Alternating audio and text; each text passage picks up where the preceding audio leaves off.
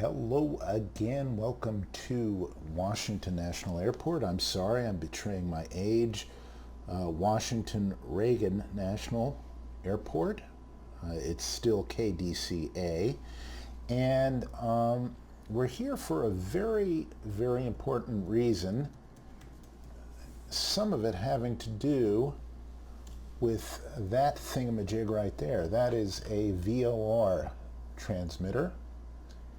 And we are here in a TWA DC-3 to fly or recreate old-time navigation. Now, we're going to have some problems just from the outset for reasons I'll explain in a minute.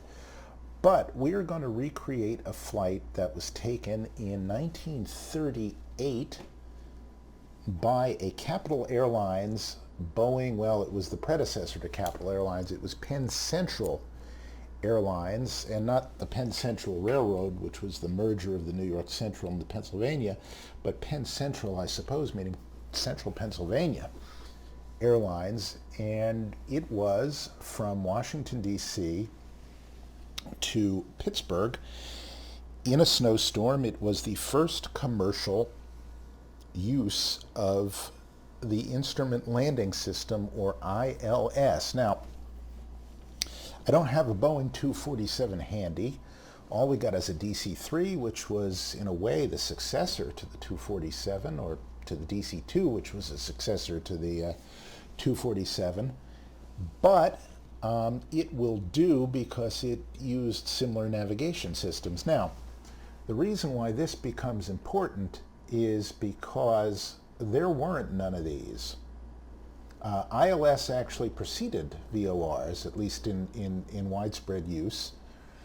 And up until the late 1940s, the predominant navigation system was something called LF, low frequency navigation, and it was a four-course system. In essence, what it was, this is actually an approach plate for Joliet, Illinois, that involved an instrument approach using one of these setups. But the way it basically worked was this. You had a set of transmission towers there that broadcast an LF frequency slightly out of phase, and depending where you were with respect to these stations, whether you were, say, out here or over here or over here or over here, you would hear a different set of Morse code tones in your headset. Now, they also made a visual display for this, but apparently it never caught on, which is a shame because a lot of pilots found this system very annoying, because in order to navigate, you would have to, if you heard dits, you'd steer one way. If you'd hear dashes, you'd steer the other way. And if you hear a constant tone, it meant you were on the beam, which meant that you were on the designated airway that was sort of demarcated by being on the beam. And you would navigate this way en route, and you would also navigate this way on approach, for example. So you would, well, here's the visual instrument for it. Keep the amplitude within the white lines. If you were here, you'd steer this way. If you'd hear this, well, actually it's reverse sensing. Longest read shows side off course. So if this was longer, you were off course to the left of it, and if this were longer, you were off course to the right of it. You'd have to turn towards the longer one. But again, that didn't catch on for some reason. But here's a better look at the array of transmitters here, and here's a look at an en route set of airways. You tune in this, and then you would fly it until you got a constant tone, depending on the direction of flight. You'd be on the beam going this way, on the beam going that way, on the beam going that way, or the beam going that way. But you could also use it for an approach. So here is an approach plate, and the way it generally worked, you can see how it looks right here. You would home to the beacon, and then you would fly outbound for a prescribed amount of time at whatever your minimum descent altitude is, and then, or your platform altitude, I suppose. Then you would make a procedure turn, and that would be a timed set of turns of specific distance legs, and then a specific rate of turn. You'd come back around, you'd pick up the beam going back, and then you would descend for you can see right here, a prescribed amount of time at a prescribed rate. And this would be the bearing to the airport, and that would be the distance, and you would count off your time, and if after 2 minutes at 90 knots you didn't see the airport, then you would fly this missed procedure, which is a heading and a rate, and then presumably back to the beam or back somewhere else. As you might imagine, this was probably less than fun, but I guess at the time it was somewhat miraculously, they were replaced, these LF four course ranges were replaced by NDBs. And the thing is that obviously there are no 4-course ranges left on X-plane or any simulator. The problem is with recreating this flight, if you look here at Pilot Edge, there aren't even enough NDBs left to really make the flight. I wanted to make the flight with NDBs. So as you can see right here, here's the Georgetown NDB leaving Reagan Airport. By the way, the original flight did not fly out of Reagan Airport because that didn't exist yet. The airport then was named after another president, only he wasn't a president yet. It was Herbert Hoover. So it was Washington Hoover Airport. And it was just in Arlington, just to the north of DC.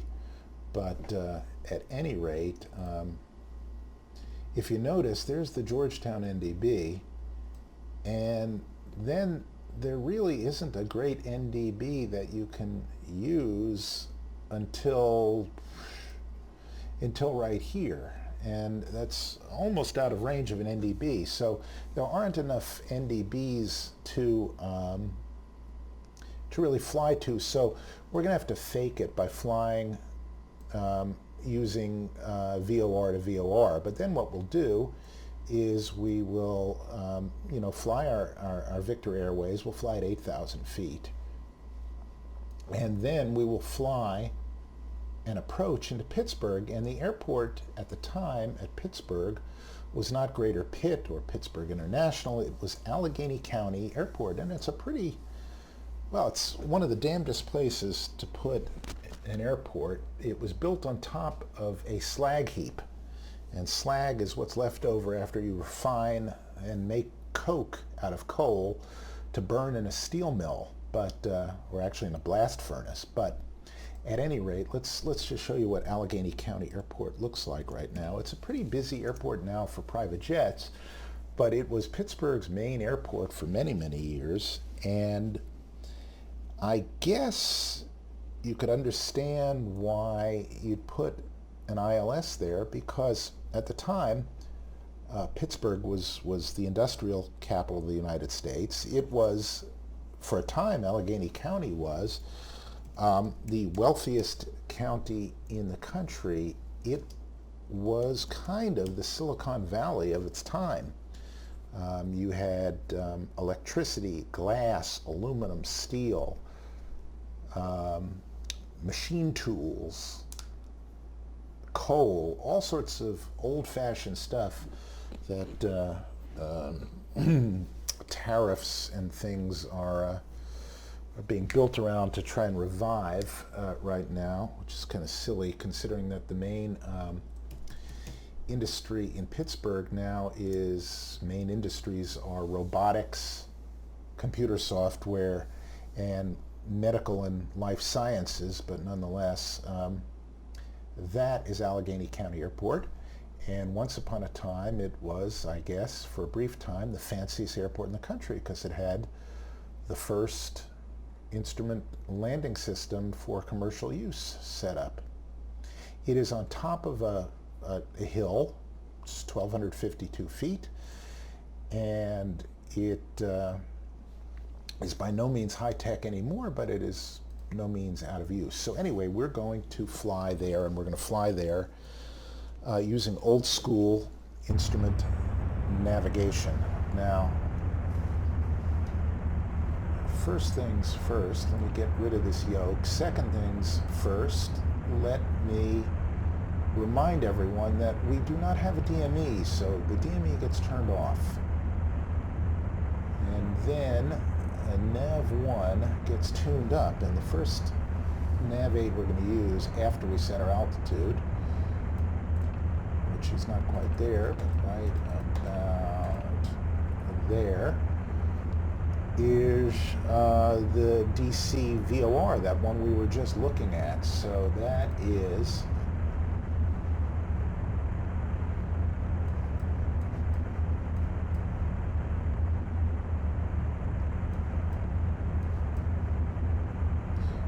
(111.0), and we're going to depart on the 322 course. So 111.0, we'll smack that in. I've never worked the radios on this plane, so this will be a first.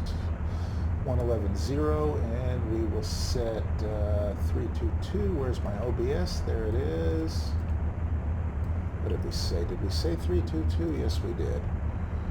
All right, so 322, we're going to fly. And let me just see if I can at least take a stab at, there we go. That's a nice satisfying ka-chunk. There's 322. And let's tune in, just for laughs, because we do have it available. Let's tune in Georgetown at 323.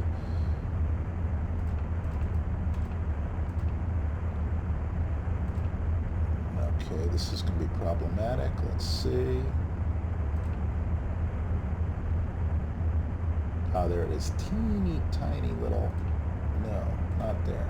Come on, there. And okay, that's alive, so that's good.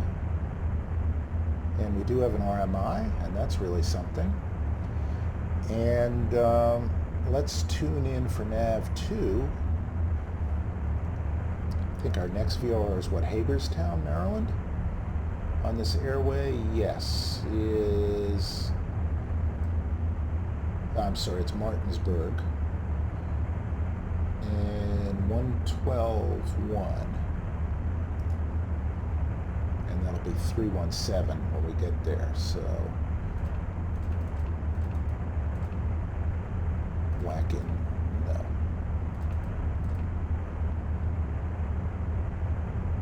Okay, I can see already these knobs are a little problematic there.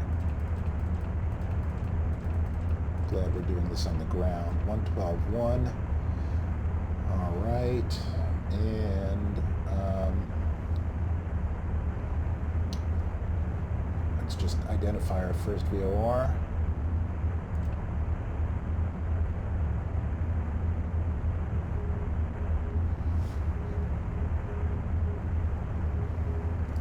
Look at our chart.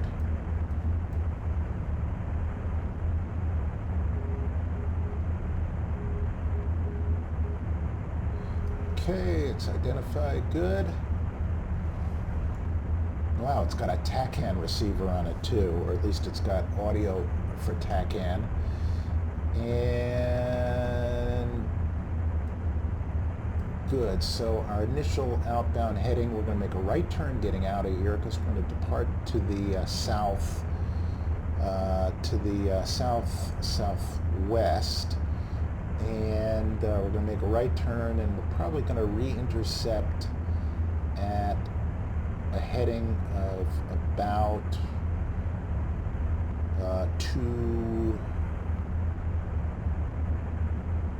290, let's just say. So I don't even know how to set a heading bug here. I don't think I can set a heading bug.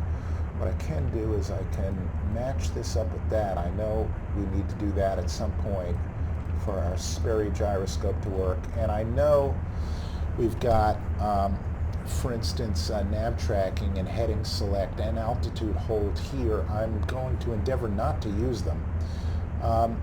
The other thing I can't seem to do right here is set this fully on. That is my transponder. So I wonder if that's because I've got the Garmin installed, but I'm not even going to plug in a flight plan here, folks. But what I will do is we'll turn this on altitude reporting, and let's just see if it flips the switch to the right place. It probably doesn't, but that's okay. We're not flying on a network. Now, I'm going to tune in nav2 down here, and nav2, we want a course inbound of 317 for 112.1. So let me just plug that in as well, so we don't necessarily have to do as much flipping and flopping before we know where we are in space here. So that's just a way of keeping our situational awareness up. Have both of them indicating and sensing correctly, so we'll turn that to 310. There's 320, 1, 2, 3. Okay, that's about right. And we'll have a better idea of where we are that way. Again, we're not going to use this. I really want to turn it off, but I can't. I can only go from nav 1 to nav 2. So ideally, the way to do this is to time our legs, but hell, I guess we'll cheat to some extent. I don't really know how to work the ice protection on this at this point, but let's see. Fuel pumps, gens. Are there boots? Are there boots? I guess we should turn them on. And we should turn that on, and yes, there are. There's a prop and wind de-icer. The other thing we should do is align our magnetic compass and our DG, which, as you can see, they're not, so I'm glad we did. We are at 19, let's see, 18, it's about 186. Let me see what the runway heading is supposed to be.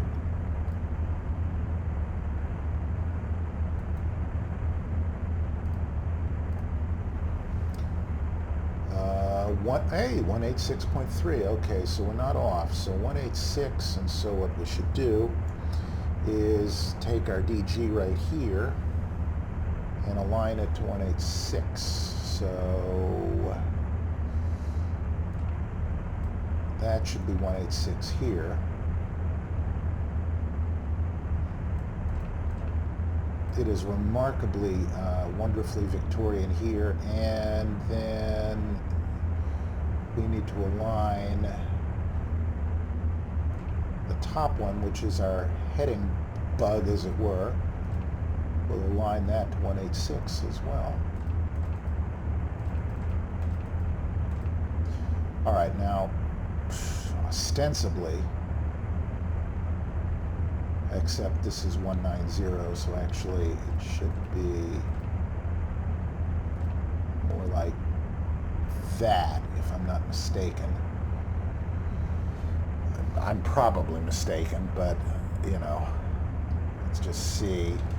Oil temps, carb temps are fine. Let me just set the altimeter here as well.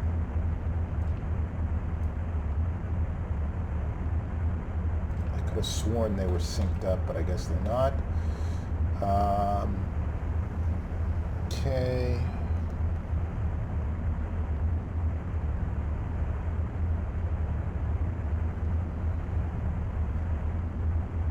All right, it's got a radio altimeter. I don't know if that's vintage or not, but everything else looks good to go. So we're going to depart out of here. We're going to disregard all the old-fashioned flight restrictions that now come with the DC area because they didn't exist back then. We're going to climb to 8,000 feet. We're going to turn to a heading of about, what did we say, about 290, and intercept our first VOR, and we're going to try and get ye old Sperry autopilot working. I don't know if we can. We might have to use this panel here, in which case, well, you turn the autopilot on with this one. We'll see if it works. And actually, let's just read the injunctions here, the restrictions on the old autopilot here. Well, I'm sorry, the Sperry gyro pilot. Okay, before takeoff. Okay, align cards. Engage gyro pilot slowly. For full instructions, see flight book number 15/726. Well, unfortunately that's not available, but there's ye old seat of the pants. So I think we'll get going. Let me just check our fuel because I don't trust the gauges and the airplane's a beta. So I know this is kind of faking it, but let's check our weight and balance here. Got enough fuel, but let's add a little more. What the hell? And the other thing, before I forget, is actually let me start up my yoke.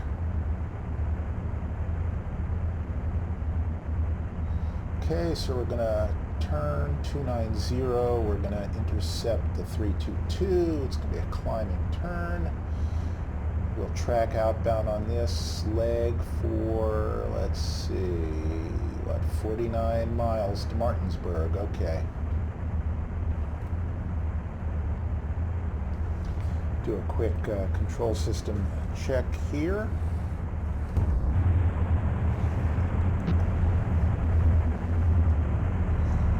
Halting, but good, I suppose. Wow, that's a lot of rudder travel. All right, there we are. We are in, as you can see, glorious TWA colors. And I think we are ready to go. Hope we're ready to go. Get ready to make history. So, full back on the yoke, at least for the moment.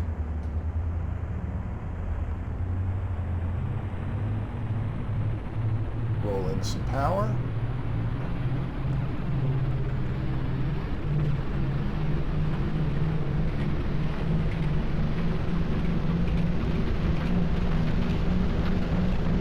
Okay, takeoff power is set. Let the nose come down.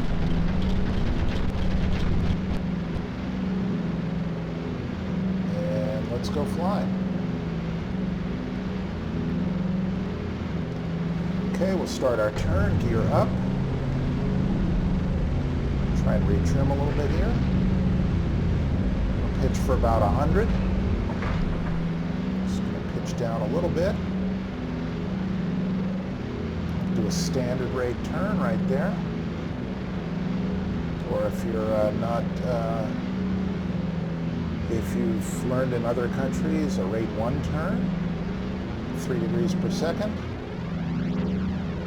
And we'll come around to 290.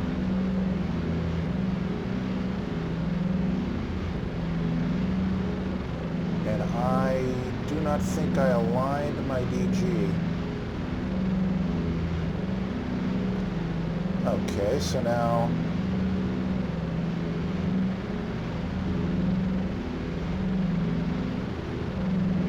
there we go.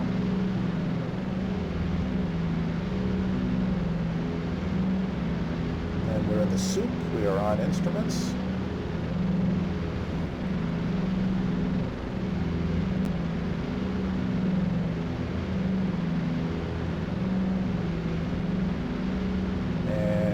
Second, just cutting in on this course a little bit more. There we go.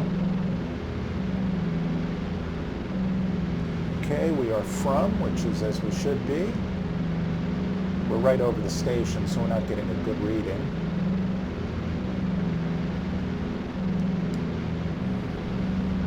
Let's bring our props back a little and bring us back to a climb power.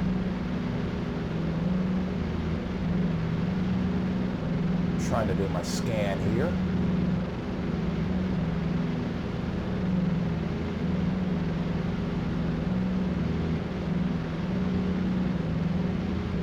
Just waiting for the needle to come in.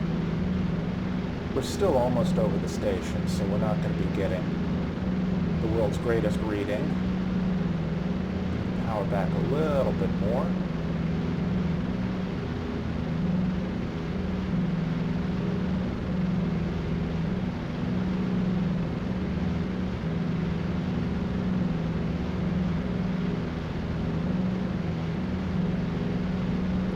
Second, we'll get ourselves established.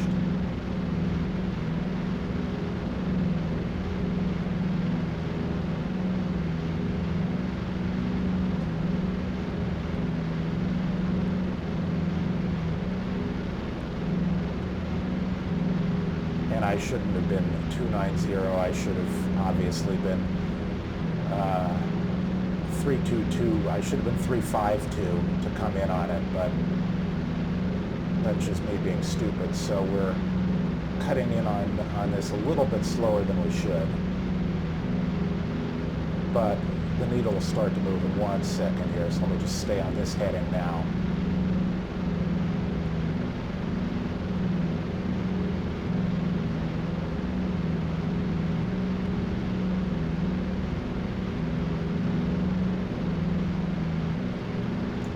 Props back a little more.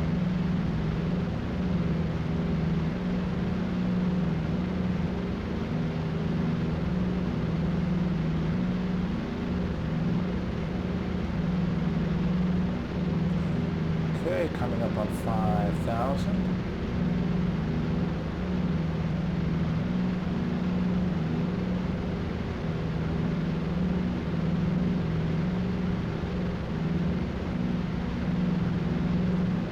Waiting for that needle to move.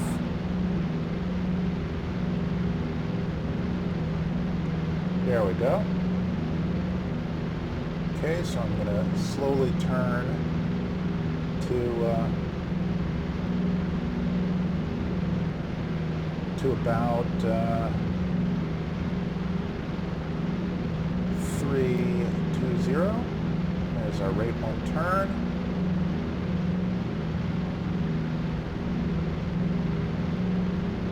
And it's moving pretty briskly because we're right on the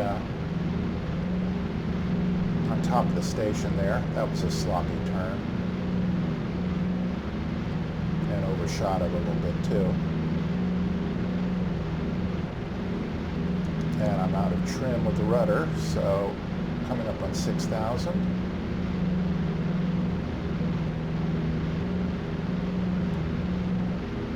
Just going to refine that course a little bit.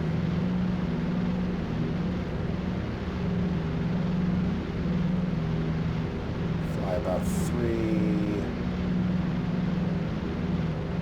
I'd say I'll fly about 318 for a little while.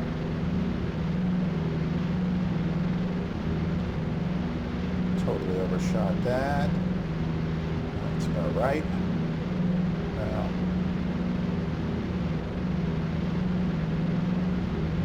just a little bit more.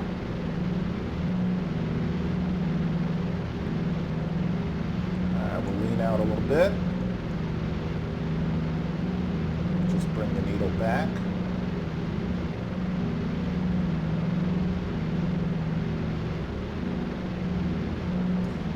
Also have to figure out our wings aloft. Okay, coming up on 1,000 away. Trim the rudder a little bit.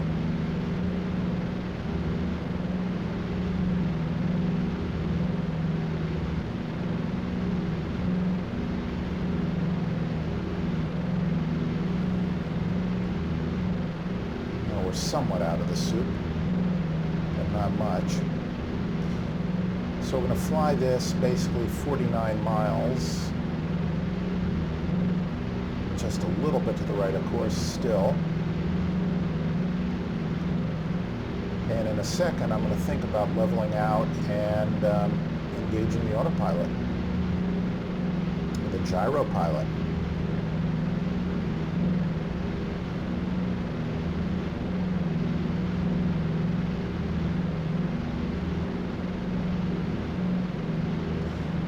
Just coming in on course here.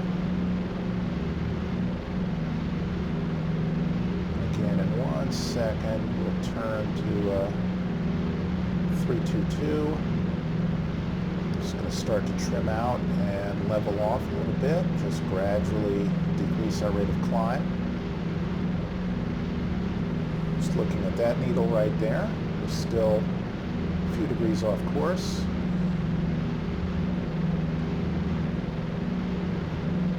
Hold this for a second as we come up on 8,000.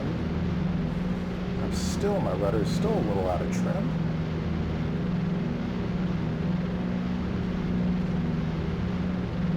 Okay, so now the way you do this here is you trim out, level out, which I'll do right now.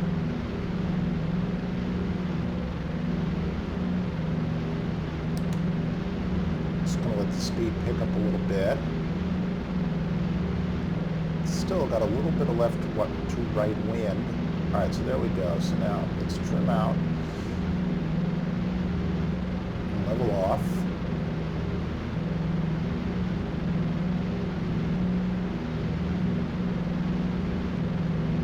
Try to. Okay, now we're going to move this little needle so it's there, and that little needle so it is even. And the rudder, now we're going to move so it's lined up, and we're not going to let our altitude drift like that. Okay, now we will engage the autopilot. Will it work? It seems to work. All right, so I'm just going to adjust our heading a little bit and see if it turns us. Does it turn us? Ah, crap, it doesn't turn us. Let's see if our... No, it does turn us. Good. All right, so I'm going to just turn us a little bit until we bring this heading in. Does it work? Are we turning? I think we're turning. The aileron portion does not work.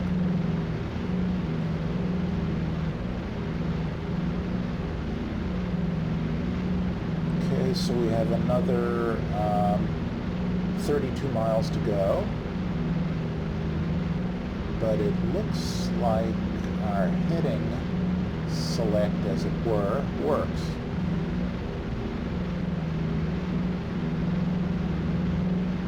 Yes, look at that. Okay.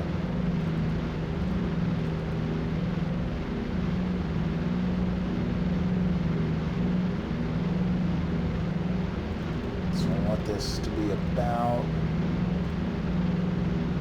that heading. All right, now we're coming in now. Let's see if we can even it out. Crap.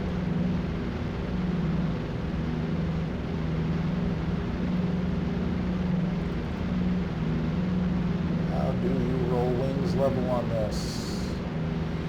I guess it is rolling wings level. Let's see.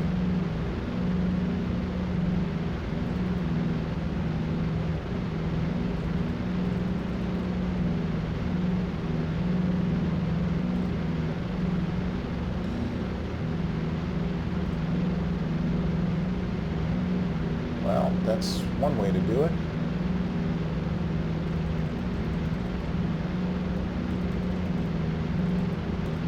There we go. All right, well, after a fashion, we'll get this right. The other thing is I have to watch out, to trim up a little bit. What I did was I moved this until that was just a little high, and that's going to climb us just back up to 8.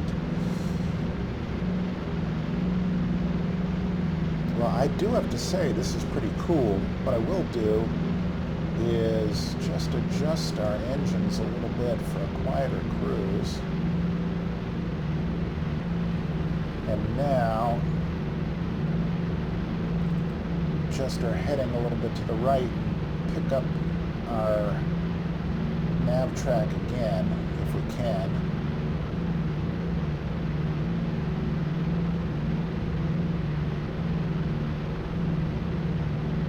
Let's try to get it back. We're sort of groping our way along here. Actually, it looks like we already have Martinsburg tuned in, but we're going to follow the procedure here. Yeah, that's counting down, and that's counting up. Good. And then just adjust our throttles ever so slightly.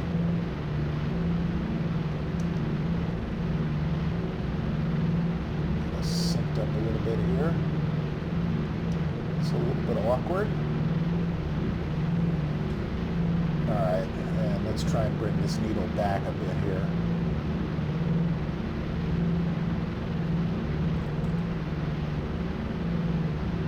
This is some serious old school stuff.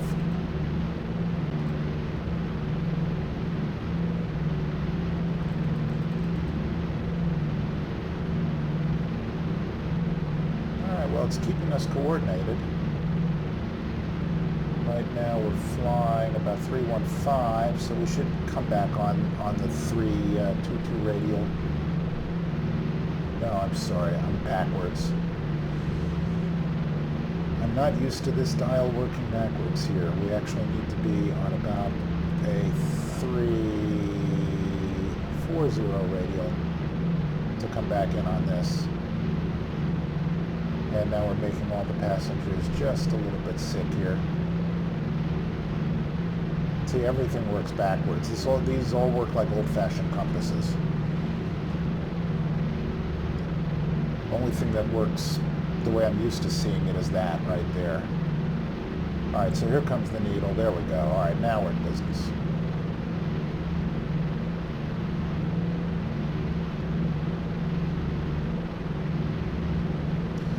All right, again, we're about 20 miles away from our changeover. And we don't have a flip-flop. There's no standby on here that I can tell. We're waiting for that to come back in, and we're climbing a little bit, so let's, well, we're barely climbing. Let's refine that just a little bit. Okay, the adjustments are probably just a little too coarse.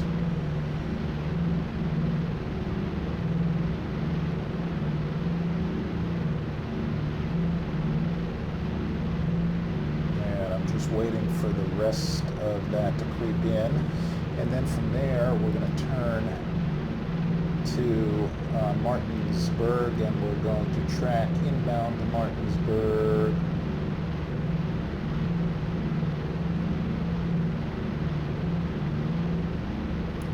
I'm sorry, we're going to go outbound on the 328.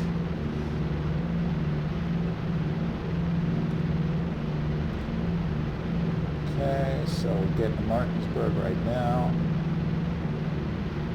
That is the end of our Georgetown NDB, and there really isn't a usable NDB from there on out. So,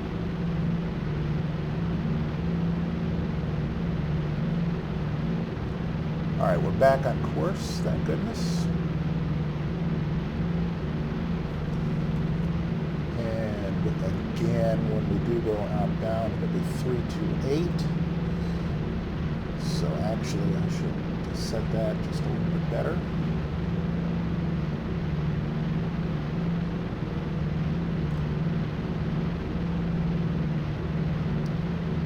Just stay lined up here.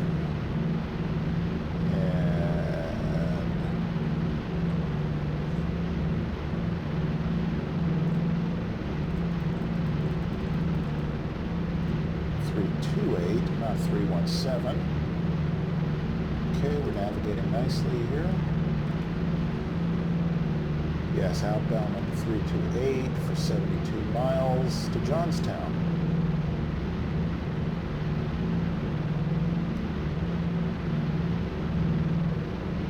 Then we'll leave on the 274 from Johnstown.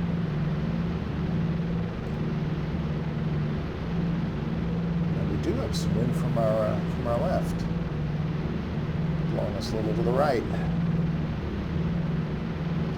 All right, coming in 12 miles, and we're switching over to 112.1.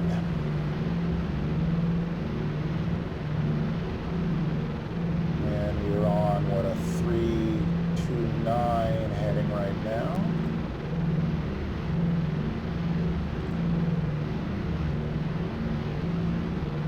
Tracking outbound.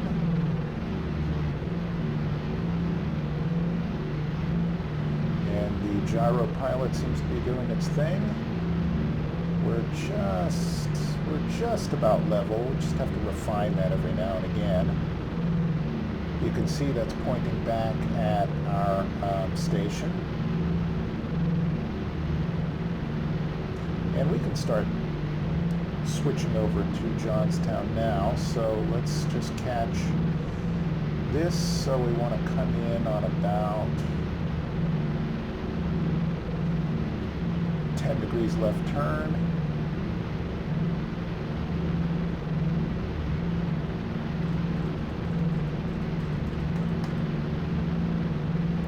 So now we're going to look at this, and we're going to switch over this. And we are going to 112.1.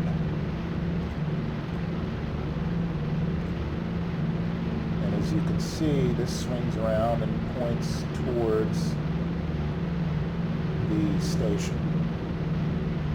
But we're going to come in and stay on the airway, so we're going to stay on this particular inbound track, although we're very, very close. We'll leave on that outbound track then if we can't quite get ourselves established in time. I'm going to make a bit more of a steep turn here.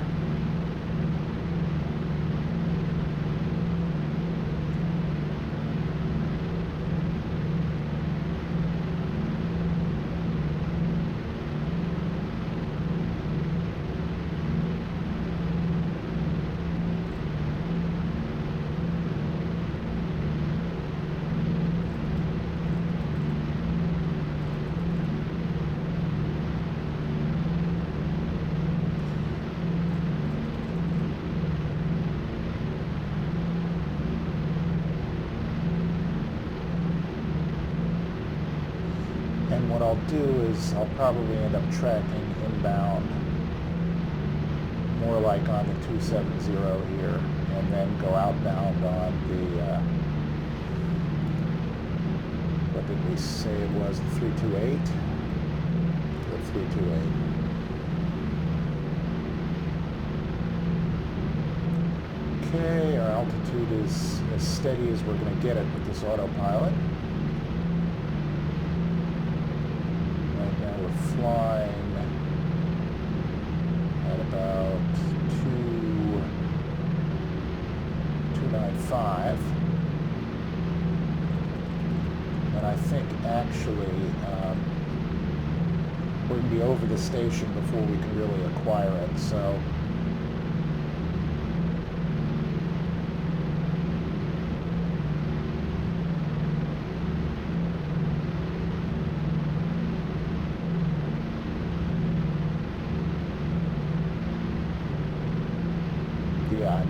practically at station passage right here. We're 2 miles up, measuring 3 miles away, so we'll just wait till we get outbound to reacquire it.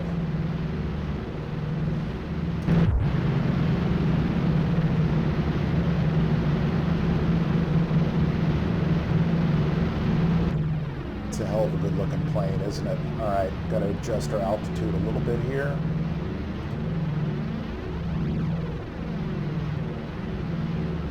And here comes station passage.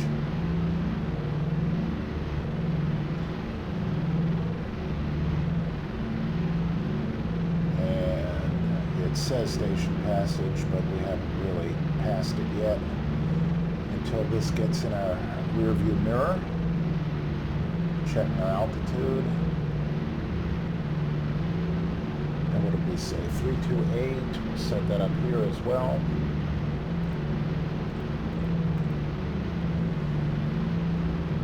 And now we can use this.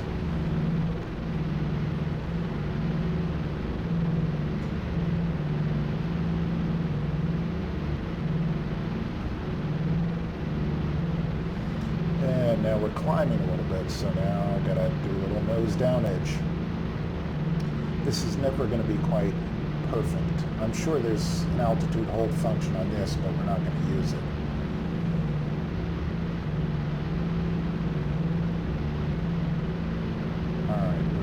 Stubbornly. There we go. Okay, now we're getting business. So now we should start turning back to 320. Or 328, I'm sorry.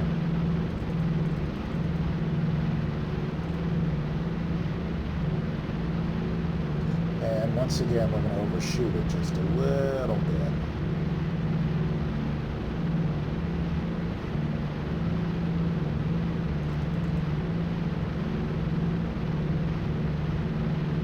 Well, we actually undershot it a little bit. So we're going to go another 67 miles here. Let's just refine this a little bit. Check our altitude, we're good, we're fluctuating ever so slightly.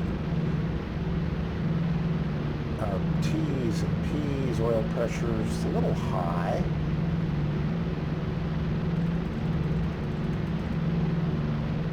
Alright, we'll come grab this course again.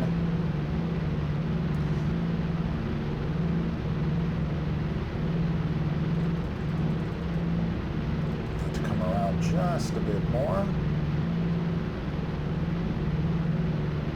There, that'll get it back. So we're now about 5 degrees pointing right of our track. Here it comes. There we go. Just letting it creep in now. We're about 2 degrees pointing right of course. And I'm just going to wait for that to just start moving a little bit more. I'm actually going to see if it starts moving a little bit more. It is. And boom. That's how you assess the wind. Is make a change and see how it moves, whether it moves as you expect it to move. Okay, so there we go.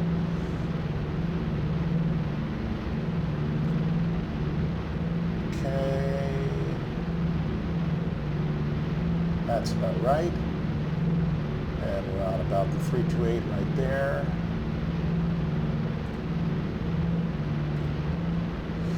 All right, I'm going to leave that alone for a minute. Our altitude is bang on. Our airspeed is normal. Tune in our next NavAid, which is going to be Johnstown. And we're going to be direct Johnstown, and that is 1130. Put that in Nav2.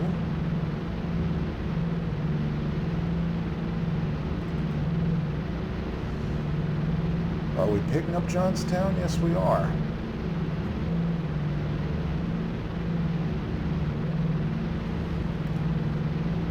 And actually, we might as well just go direct Johnstown in a second. Where's our changeover point?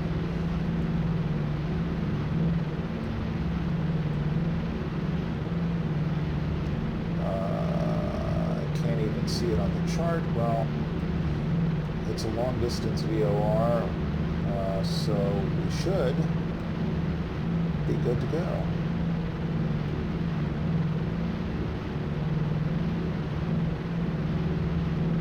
So we can go direct Johnstown, and then we're going to go out on the 274 radial.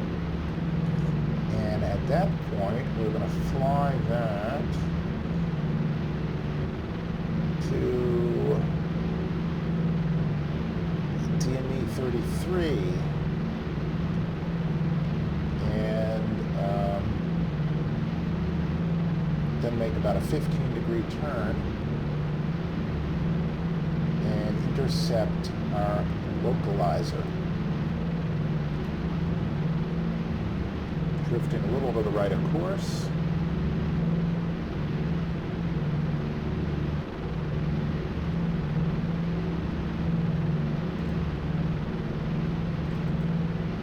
And actually, let's just go direct Johnstown now. So 330, we're almost direct there anyway.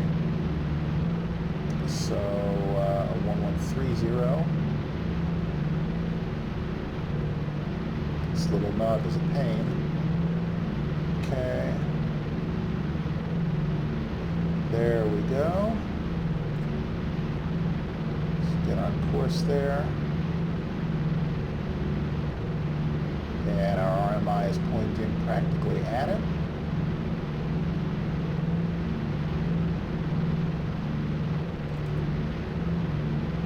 Just going to turn a little bit.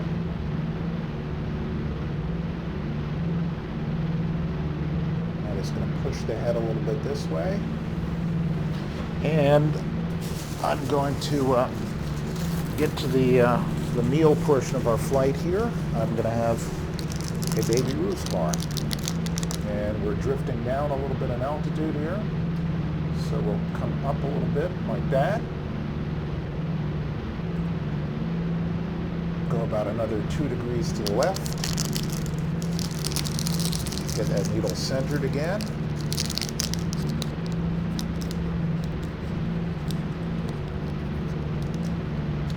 We're 51 miles and change away.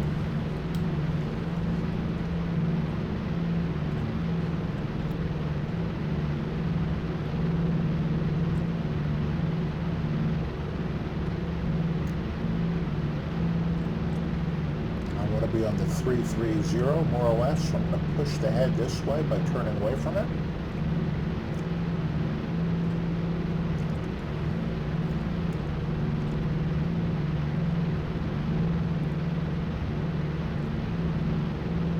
Give it a little more.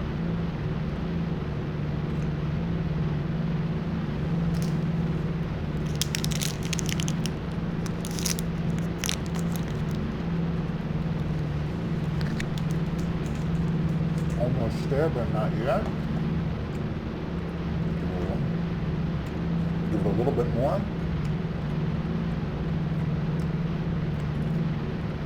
And you'll see this start to move.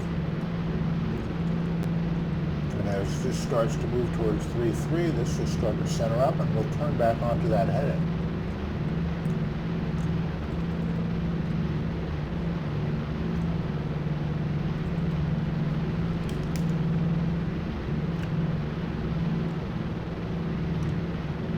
See, right now we're at about 312. Just fly that for a minute or two, and let's watch this come in, and watch this hit 330.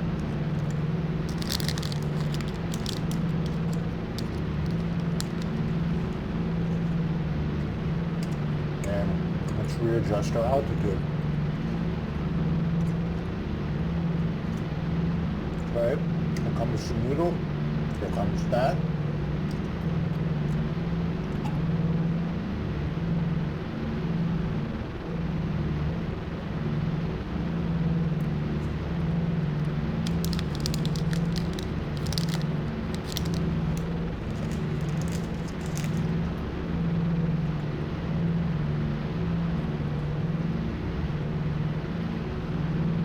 Still got a lot of wind from our left.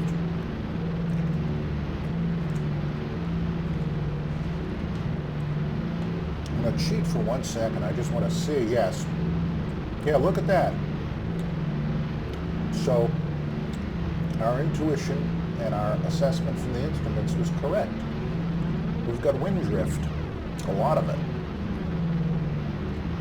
which is why I'm constantly crabbing to the left here to stay on track. Very cool. All right, let's turn back on course here.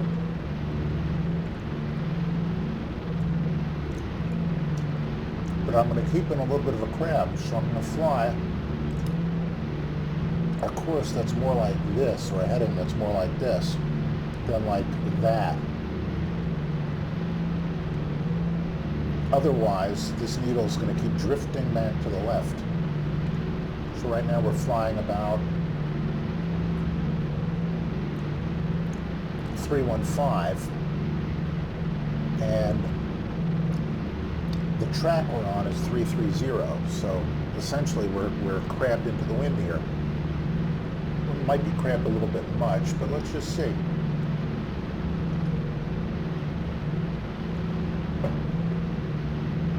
Actually, we're not.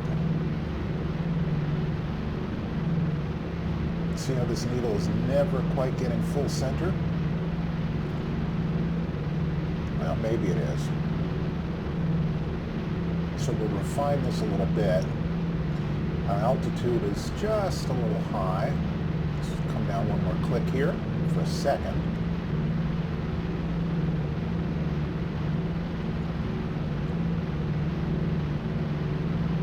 That's quite a lot of wind drift. You can see we're perfectly centered, tracking 330, and yet we're flying a heading of about 320. And we're coming down, and now we'll level off. Now in a few minutes, we'll turn outbound at Johnstown. And look at that, look at that. Okay, so that all works, which I suppose is nice to know. And our next freak is going to be our localizer. And let's see, it says radar required. Well, there is no radar. It hasn't been invented yet, or it's not in widespread use outside of the military. 281-1091. So we'll just put that on our backup. And now we are just a little bit to the left of course. Just refine that by a couple degrees. 1091, we'll put nav 2. And we'll put in 281. This is a backup here. Just more as a reminder than anything else.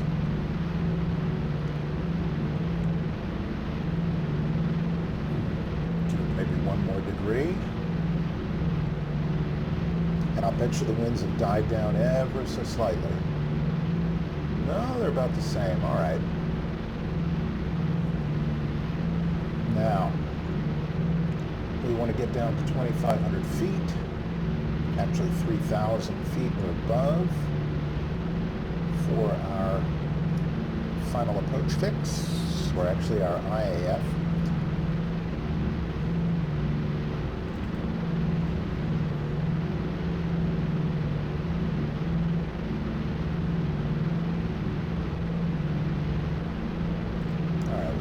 Shot ever so slightly.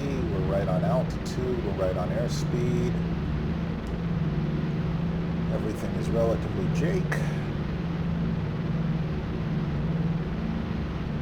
Well, this must be our decision height with a radar altimeter. Jeepers. Doesn't seem to quite. No, just grab the prop thing right there. Doesn't seem to work, but that's okay. Okay, we're right at where we need to be.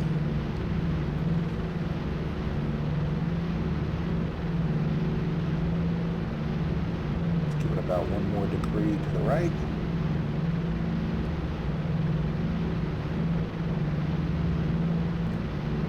$30 away. And again, 1091 is going to be a localizer. We'll see if we can make this thing descend. I'll bet you we can.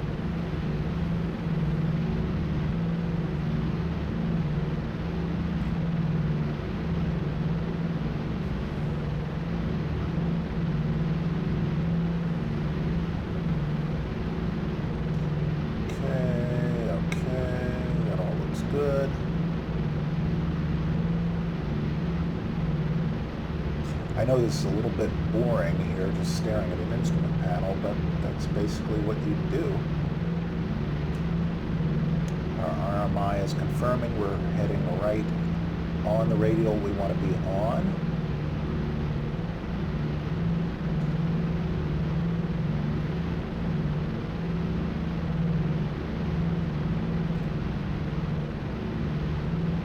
And you can see we've got about 10 degrees of crab.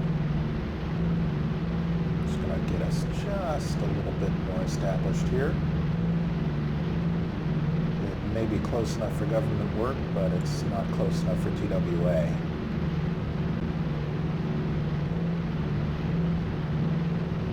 So here we come, back in.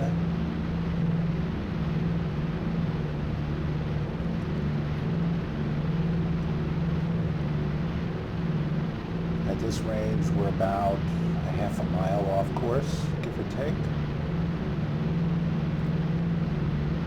And you can see we're descending ever so slightly. You know what I can do? I can fix that by whacking in just a little bit more power.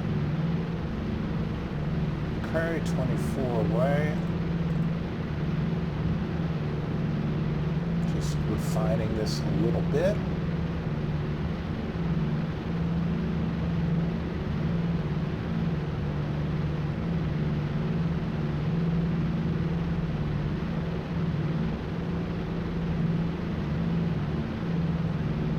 That should do it.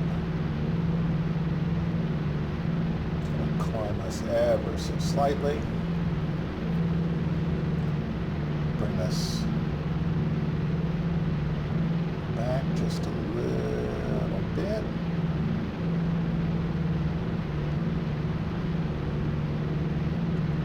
Okay, coming up on 20. Again, we're going to be turning outbound on the 274. Bring our nose down a little bit now.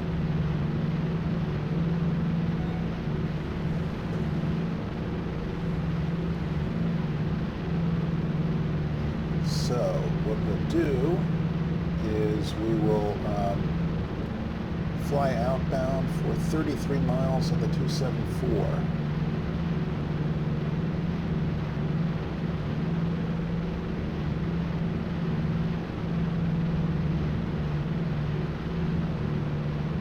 And we'll start our turn about 5 miles out. Okay, now I'm drifting a little to the right, of course, as you can see.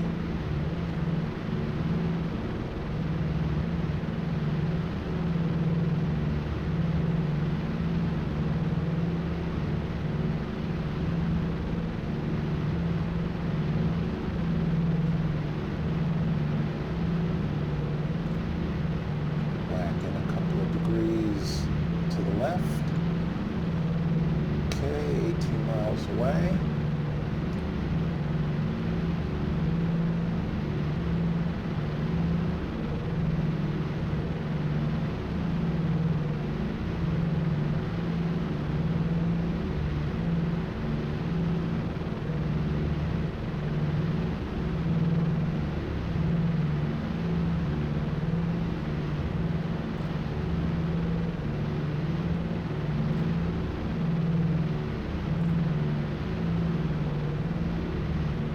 See, it's getting more sensitive as we get a little bit closer.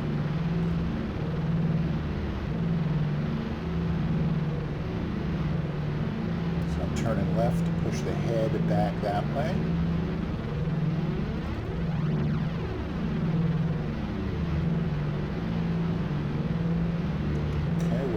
altitude. Everything else is nominal. And we're flying like the champs we are.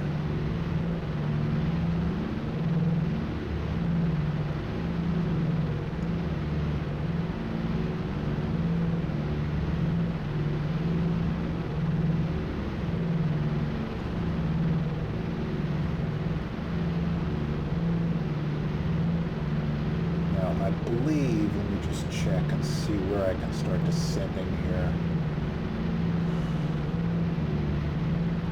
I can come down to 5 just about anywhere. Actually come down to 4. That'll be good. I could come down to 4 here. I don't want to be descending and tracking and doing all that at once. And whoa, we just hit a little thermal right there. Did you see that? That little fluctuation. Just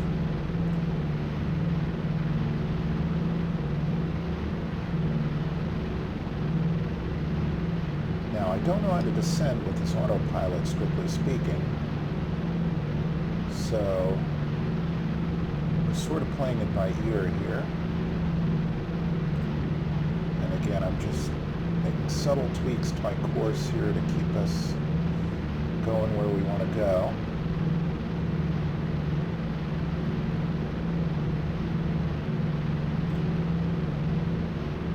And trying to maintain altitude. And this will start to get a little bit ziggy-zaggy as soon as we get close to the station, but we're still inbound.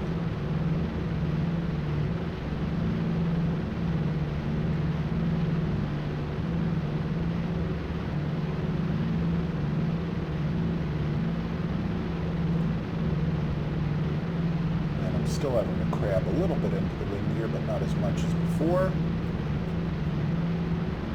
About 9 degrees now. Okay, we should be coming up on station passage momentarily. And then we're going to fly about 30, what did we say, 33 miles outbound.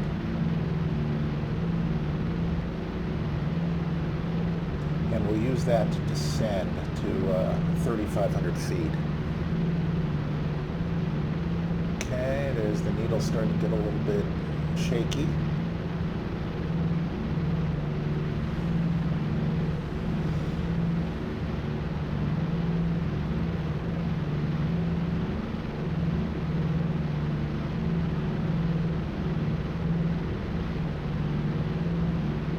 So far, so good. Famous last words.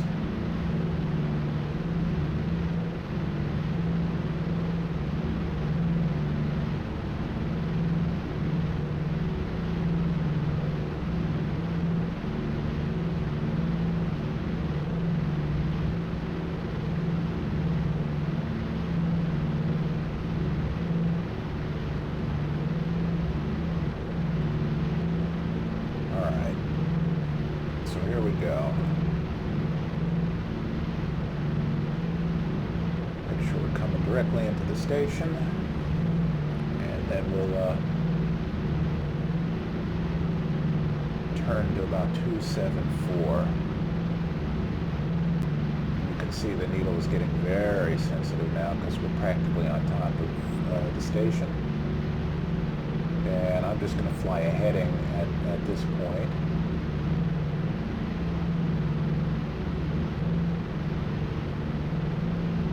As soon as this needle starts to move, I'll turn to about 270.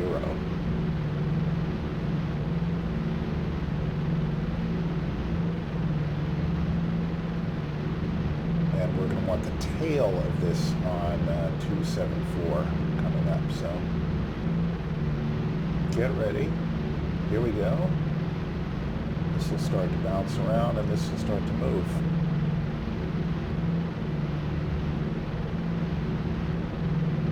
This will also move slower as we're right above the station, but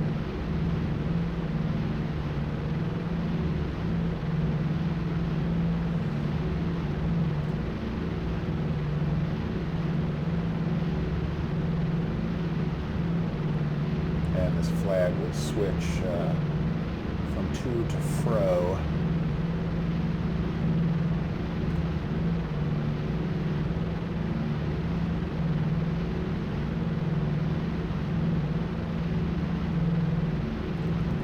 Alright, there we go. So let's turn to about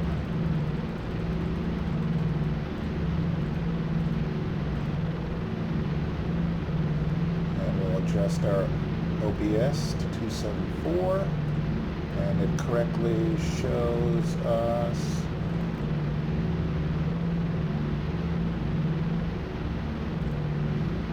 okay, there we go.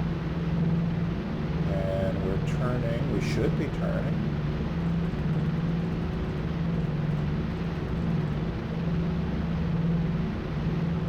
There we go.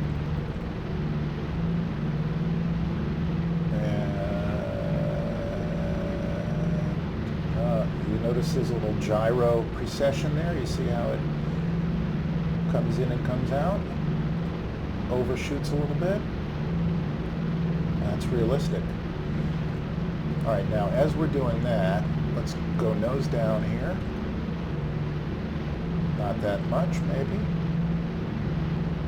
And now let's capture this.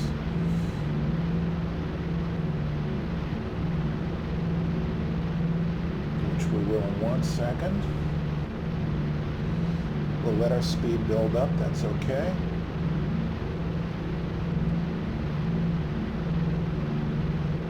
We'll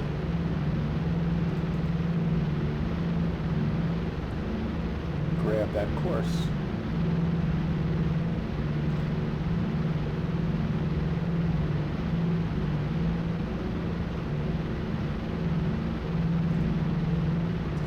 Grab that radial. So we're going to come down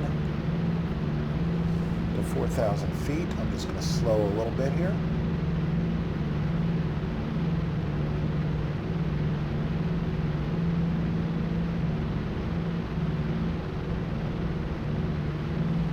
Okay.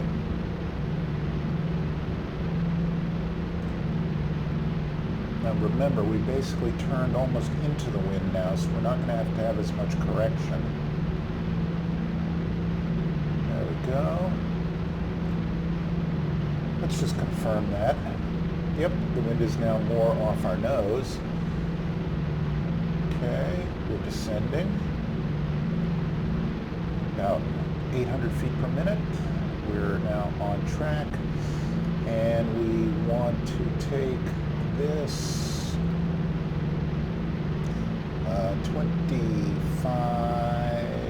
33 miles. And at 33 miles, we're going to make a right turn to heading of 307.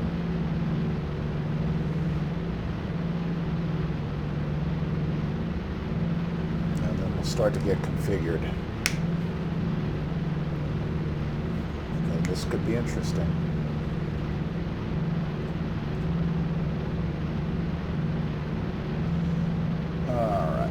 So we're going at 3,500. Just getting established on this. And we're going to switch over to 109.1 and 281.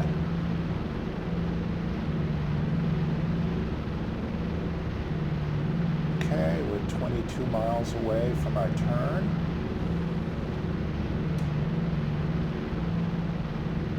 About a 30-degree turn.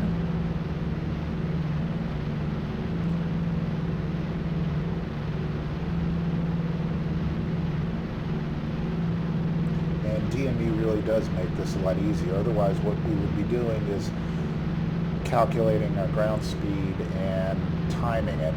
So this does not hurt. All right. Slow a bit more. We'll just maintain that speed. Okay. We're about 272 on a 274.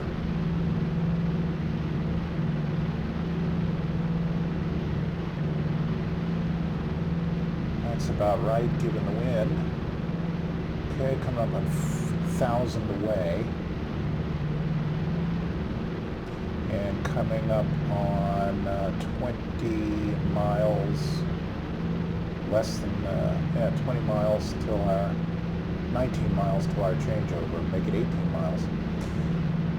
All right, in a second, I'm going to start to level us out. As a matter of fact, I'm going to start right now, and I'm going to let us slow. Okay.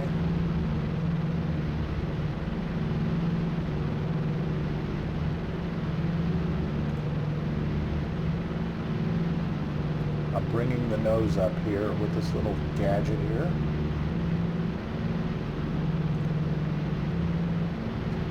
And notice it's not instantaneous, it has to sort of correct.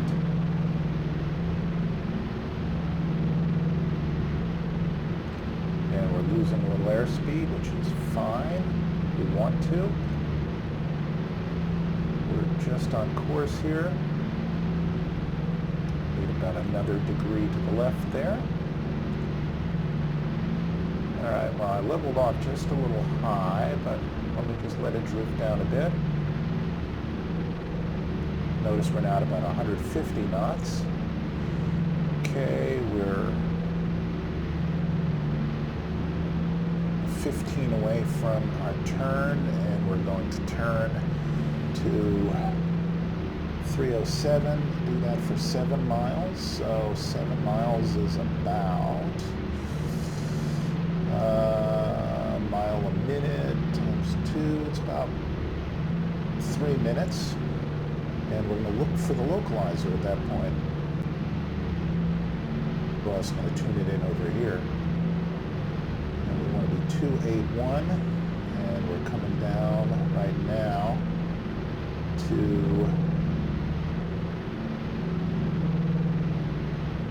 3,500, which we'll fix in 1 second. 100 away, 13 away from our turn. I'll roll in some more power as well.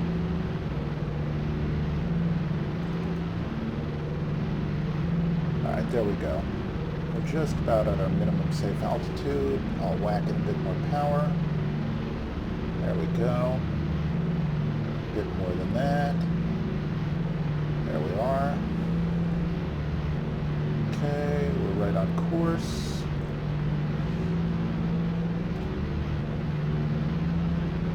Just a little above. Remember, our next stop is 1091.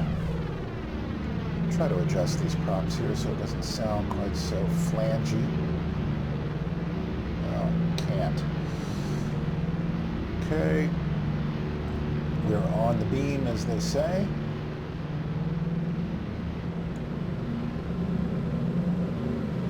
Oh, you might have noticed that I'm rejoining you here because on approach to Pittsburgh, the phone rang, and I had to take care of some business, and that pretty much took care of my flight, sadly.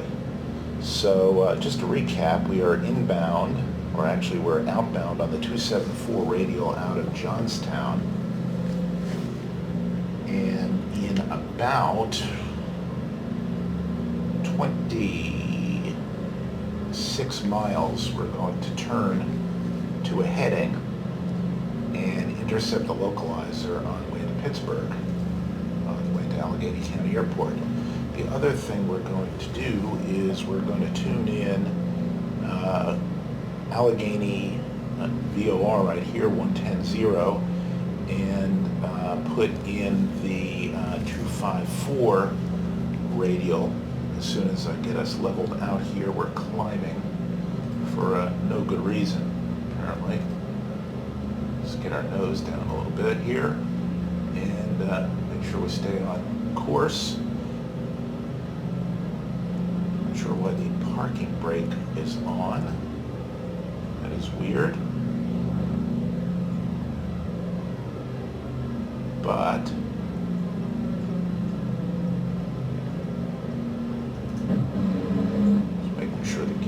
up, and it is.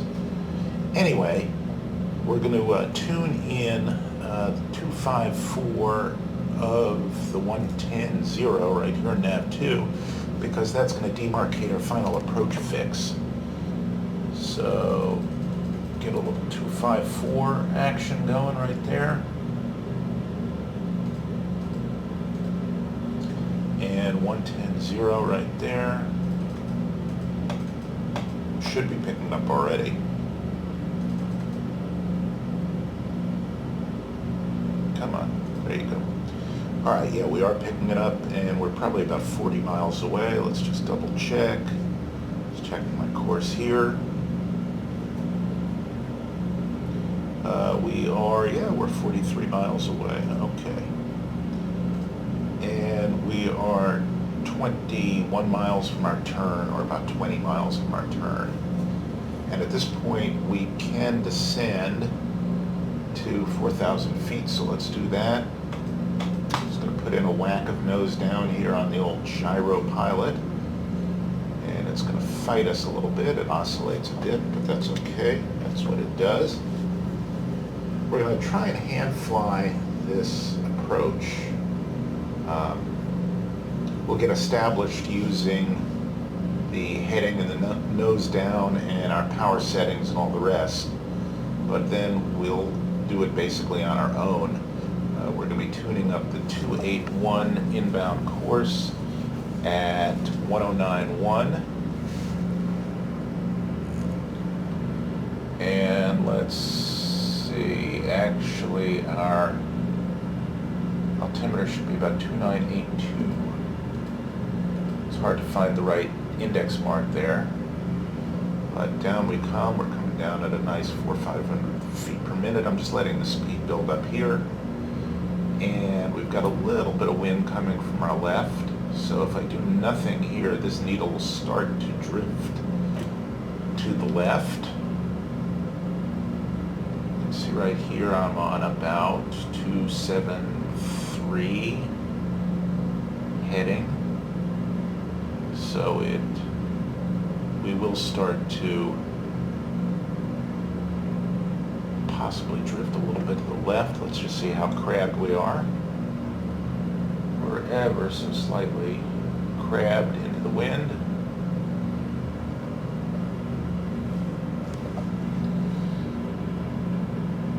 Make sure we're on the right radial.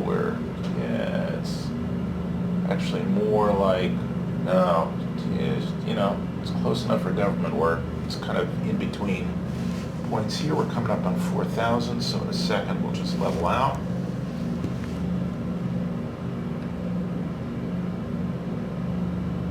And basically when we get where we're going, we will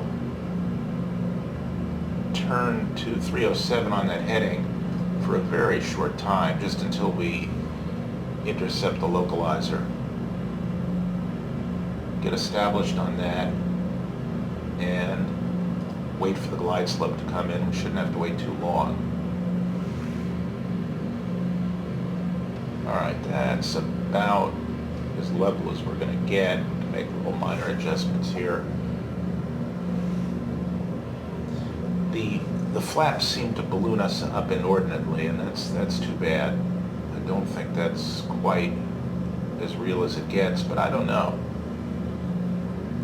I've ridden as a passenger in DC-3s. I've never flown one, so. All right, we're still descending. Let me just whack in another notch of nose up here so we don't descend below our safe altitude, which, as you can see, well, you can't see, but there be mountains underneath us. Not very big mountains, but, foothills. Well, bigger than foothills. Bigger than a bread box. Smaller than Mount Everest. Something along those lines. I do not yet have a great intuitive feel for flying raw data ILS approaches in this airplane yet. I think about 25 pounds, I keep saying pounds, inches of manifold pressure. I'm still thinking in terms of foot-pounds of torque and all sorts of other crap like that. All right, 8 miles away from our turn, give or take.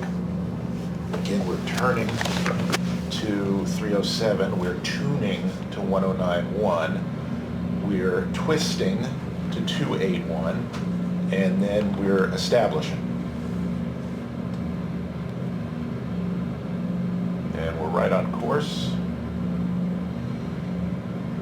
And you can't really have a total altitude lock on this, so you just have to keep your eye on it and just trim up and down here with the wheel.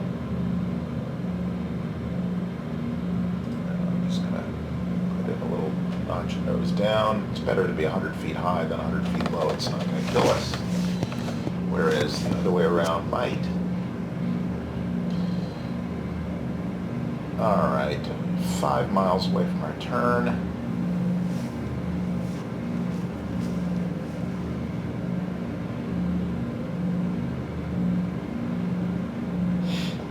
Again, this is going to identify our final approach fix.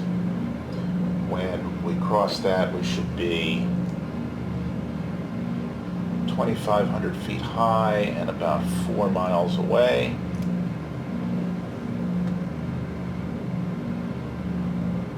We're tracking very nicely. Again, we're only using heading mode here. We're just adjusting our heading using this little gadget, which couples a DG with then I guess some sort of difference amplifier that the autopilot then turns to eliminate the difference. All right, there we go, 4,000 feet. I'm going to start the turn now, actually. And we'll come around. As you can see, it's not going to be very much. We'll come around to about 307 and we'll start our clock here just for sanity here. We figure it's going to be about 3 minutes to intercept.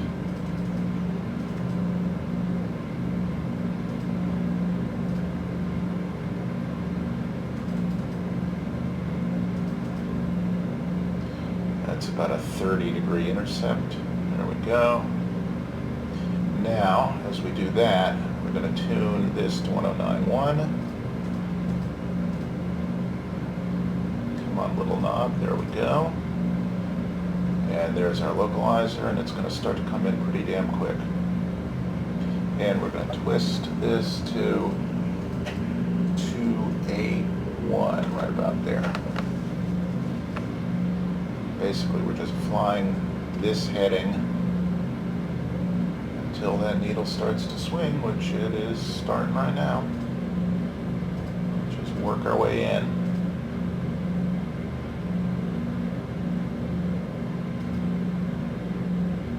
Probably doing this the wrong way. I should probably wait, do a standard rate turn.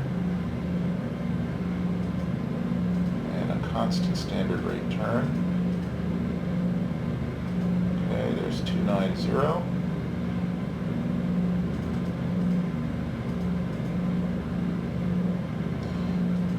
There's about 281.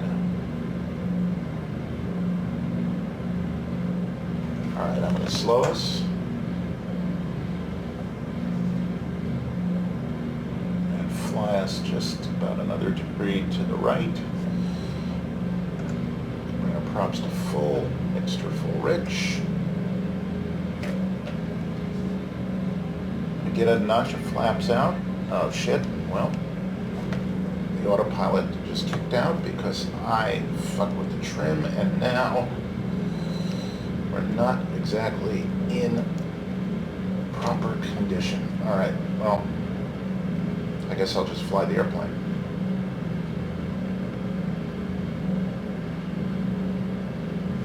Okay, we'll just come a couple degrees to our left now, since we kind of got bent out of shape. Established. Need to come to about 270.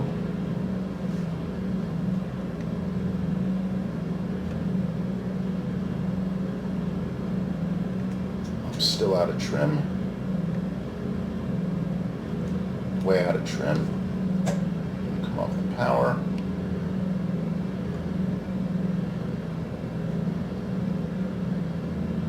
The autopilot should leave us in good trim, but it obviously is not. I'm just going to pull nose up. I'm going to hold altitude, or try to, until we recapture, until we capture the glide slope.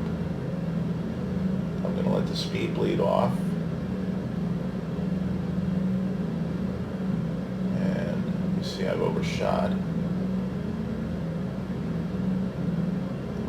the localizer.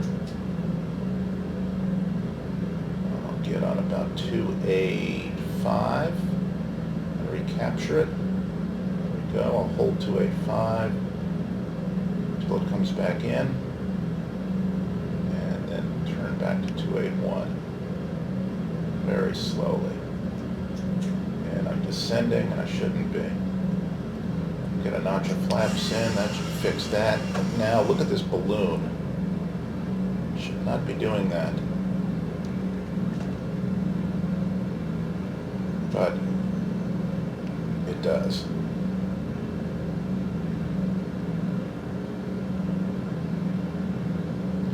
Again, waiting for the glide slope, and again drifted off. Of course, there's the glide slope. Okay, we'll get our gear down.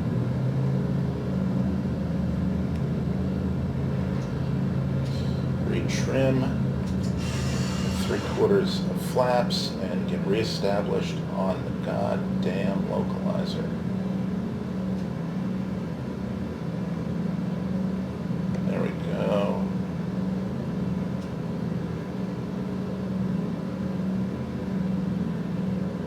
Okay, let our speed come down just a bit more. Trying to find a trim position that works. Okay, we're about 10 degrees off right now, so I'm just waiting for that to come in.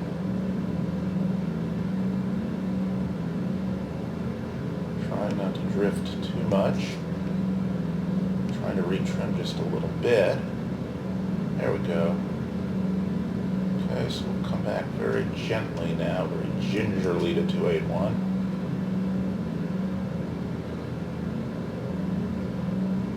Okay, we're on glide slope.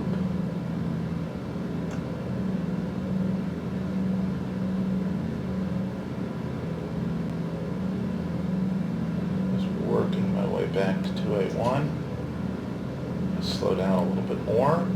Yeah, we're about 25 inches of manifold pressure. Hell, I might as well be talking about percent torque.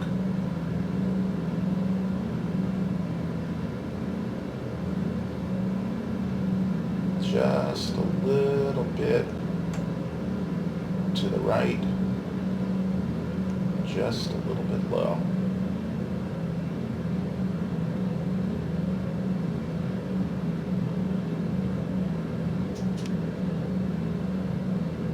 Try to fix that.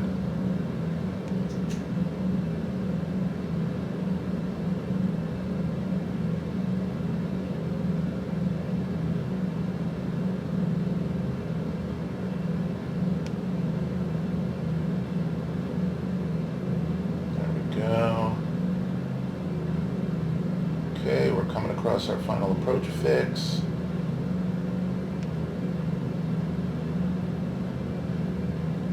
4 miles out, gear is down.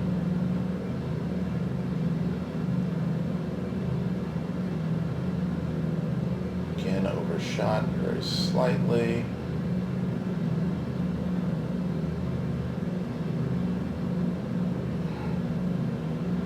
Okay, not too bad. Speed checks.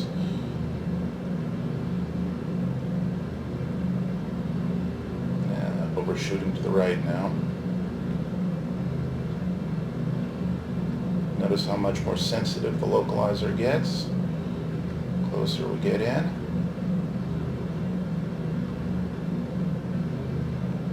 Okay, I'm Got to be a little to the right here unless I'm very careful. 1,000 above.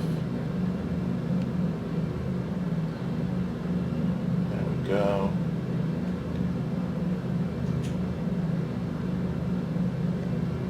In the slot, almost. I'm wandering all over the sky here on this approach.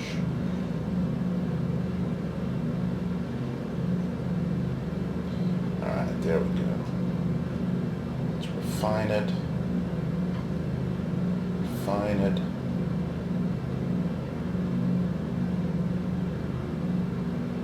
Drifting right.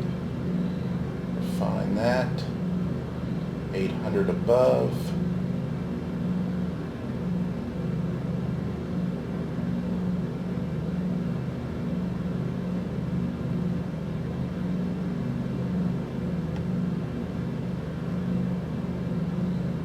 Okay, 600 above.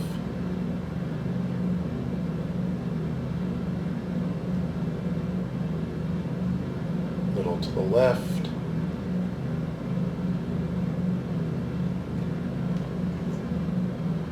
Still in the soup. Little left, fixing now. Be a little to the right now. There we go. Just a little to the right. All right.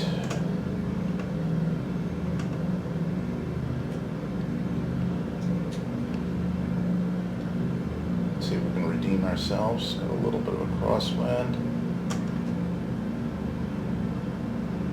A little bit of a building.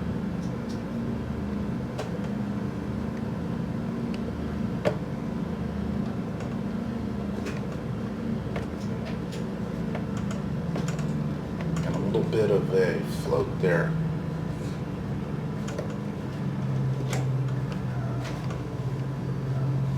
There we go. Bouncy, bouncy, bounce. Keep our nose forward, keep a little aileron into the wind.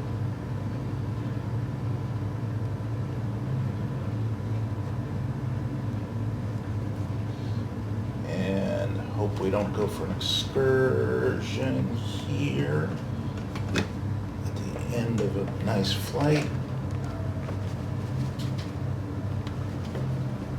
A bit of X-plane wobbly, and we'll just roll out to the end. Okay, so definitely takes a little bit of practice to fly this raw data, but it can certainly be done.